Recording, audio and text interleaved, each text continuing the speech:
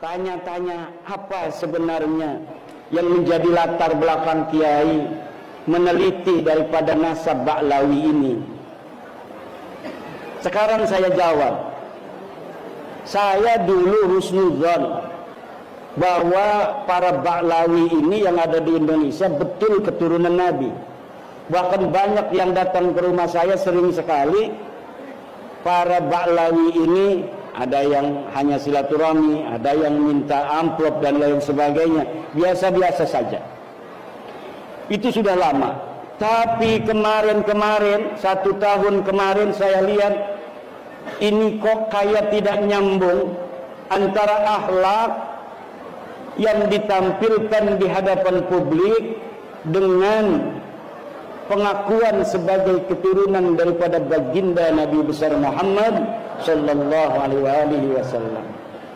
Akhirnya karena itu kemudian saya penasaran, apa betul para Ba'lawi yang dipanggil Habib ini adalah keturunan Nabi?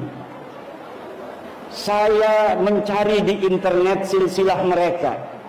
Ketemulah salah satu silsilah tokoh dari Ba'lawi. Kemudian saya urut namanya sampai Nabi Muhammad ada 39. Saya cari referensi tentang tahun-tahunnya. Ini tahun 2000, ini tahun sekian, bapaknya tahun sekian, tahun sekian, tahun sekian, hijriahnya sekian. Akhirnya setelah tahu nama-nama 39 dan tahun masing-masing dengan tahun hijriah, maka saya cari kitab-kitab nasab yang sesuai dengan tahun-tahun yang ada.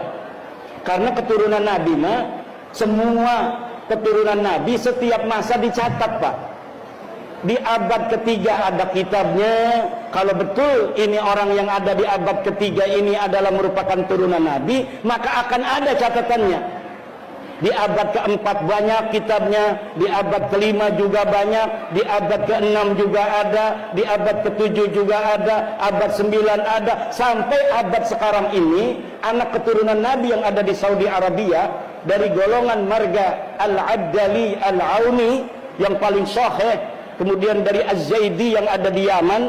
Di Yaman ini yang sahih nasabnya adalah Az-Zaidi, dari nasab keturunan para imam-imam Zaidiyah yang ada di Sana'a. Itu terbukti dalam setiap generasi sampai hari ini. Yang sedang perang dengan orang-orang Amerika, yang sedang perang dengan orang-orang Israel, yang sedang perang dengan Inggris, itu adalah keturunan Nabi asli yang ada di Yaman dari suku Al-Hausi. Al-Hausi itu adalah keturunan Imam Hasan bin Ali bin Abi Thalib atau Imam Hasan bin Fatimah binti Rasulullah Muhammad sallallahu alaihi wasallam. Ternyata ini ada satu nama di abad keempat dari silsilah mereka, namanya Ahmad bin Isa. Ahmad bin Isa saya cari ada di dalam kitab-kitab nasab. Anaknya dicatat, jumlahnya 3. Pertama Muhammad, 2 adalah Husain, 2 Ali, ketiga Husain. Nah, sedangkan ini para Ba'lawi mengaku bahwa Ahmad bin Isa punya anak keempat, namanya Ubaid. Saya cari seluruh kitab yang ada di abad keempat, tidak ada yang menyatakan Ubaid ini adalah anak Ahmad bin Isa. Nanti di abad kelima mungkin ada yang mencatat, tidak ada. Kitab banyak ditulis Ahmad bin Isa hanya punya anaknya 3, Muhammad, Husain, dan Ali. Di abad yang ke-6 saya cari tidak ada. Di abad ke-7 semuanya Ahmad bin Isa keturunannya dicatat, sampai keturunan yang ke-5, ke-6. Sampai hari ini itu sudah ada catatan abad ke-15 keturunan Ahmad bin Isa dari anak yang bernama Muhammad, dari anaknya yang namanya Ali, dari anaknya yang namanya Husain. Tapi dia dicatat tidak punya anak bernama Ubaidullah. Lalu dari mana mereka mengaku selama 550 tahun nama Ubaid tidak ditulis sebagai anak Ahmad bin Isa? Pada abad 9 mereka bikin buku sendiri. jadi pencatat nasab keluarga Rasul itu mencatat Ahmad tidak punya anak namanya Ubaid, dia mencatat sendiri kakek saya namanya Ubaid. Ubaid ini anak daripada Ahmad. Sementara di abad yang sama Ibnu Inabah dalam kitabnya Umdatul Talib Al-Kubra mengatakan yang sama, dia mengaku, tapi ini pencatat nasab Rasul juga terus mencatat tidak ada anak yang namanya Ubaid. Ini yang mencatat pertama kali namanya Ali bin Abu Bakar As-Sakron. Abadnya abad 9, wafatnya 895 Hijriah.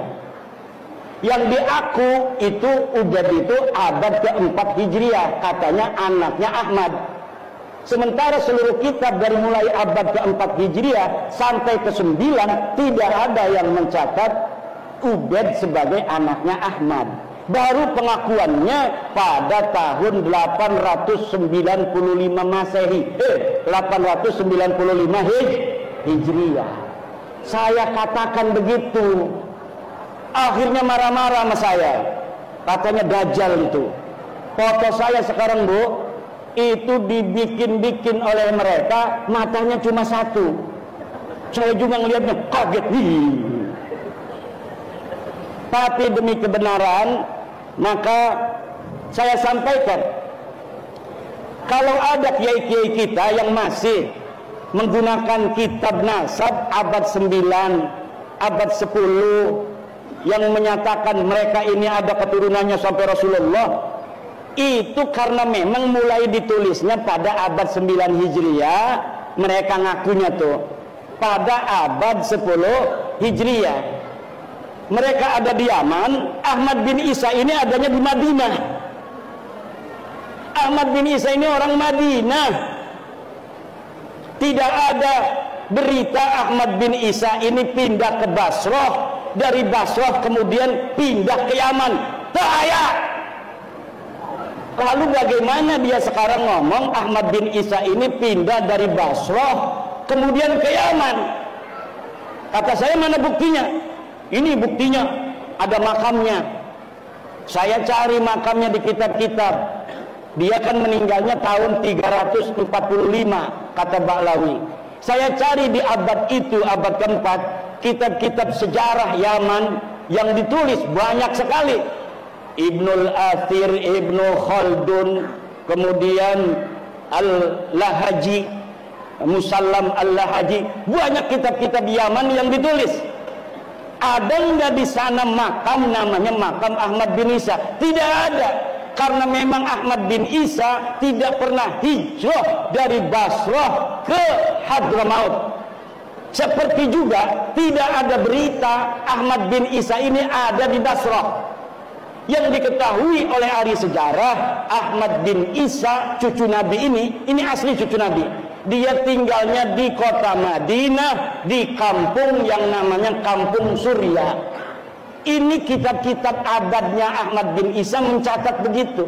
Dia adanya di Madinah, dia tidak pindah ke Basrah, apalagi pindah ke Hadramaut. Lalu bagaimana itu makam bisa menjadi ciri-ciri bukti bahwa Ahmad bin Isa pindah ke Yaman? Makam itu makam palsu. Ada, piye? Ada. Umat. Ada.